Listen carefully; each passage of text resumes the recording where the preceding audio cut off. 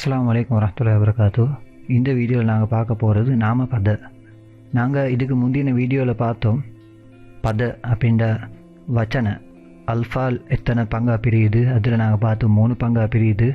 அதில் நாம பத பெயர்ச்சொல், ரெண்டாவது கிரியாபத வினைச்சொல், அதுக்கு பிறகு கடைசியாக நிபாத்த பத இடைச்சொல், இப்படி 3 படித்தோம். இப்போ நாங்கள் நாம பத பற்றி பெயர் சொற்களை பற்றி நாங்கள் படிக்க போகிறோம்.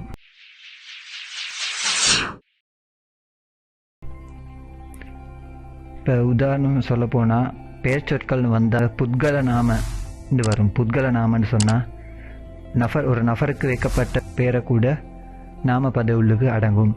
உதாரணமாக ஹசன், கமல், சமீர என்றது போல. ரெண்டாவது ஸ்தான நாம.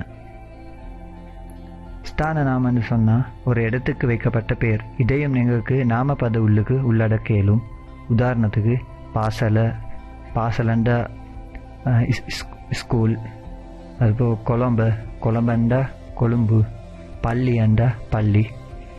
அடுத்தது திரவிய நாம. திரவிய நாமன்னு சொன்னால் பொருட்களுடைய பெயர்.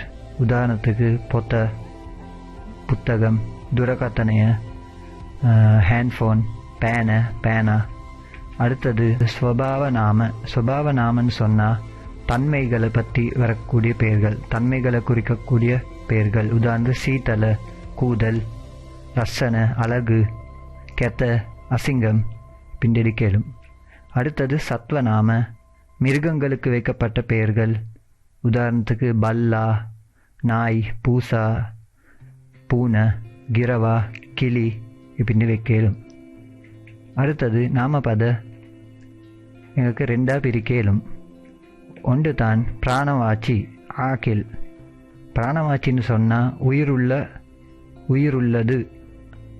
ரெண்டாவது அப்ராணவாச்சி, கைரு ஆக்கில், உயிரற்றது. இதில் பார்ப்போம்னு சொன்னேன்டா சிங்களத்தில் எதுக்கெல்லாம் உயிர் ஈக்கோ அதெல்லாம் பிராணவாச்சி அப்படின்டா. அது மனிதனாக இருந்தாலும் சரி, ஒரு மிருகமாக இருந்தாலும் சரி, பூச்சாக இருந்தாலும் சரி, உயிர் இருந்தால் அது நாங்கள் பிராணவாச்சி ஆக்கில் உள்ளுக்கு தான் சிங்களத்தில் எடுத்து வருவோம். அதே மாதிரி உயிரற்ற பொருட்கள் எல்லாமே நாங்கள் அப்ராணவாச்சி கைர ஆக்கில் உள்ளுக்கு எடுத்து வருவோம். இப்போ நாங்கள் பார்ப்போம். பிராணவாச்சி 2 பிரியும். ஒன்றாவது ஸ்திரீலிங்கன்னு பிரியும். அப்படின்டா முவன்னஸ், பெண்பால். அடுத்தது புருஷலிங்க, முசக்கர், ஆண்பால்.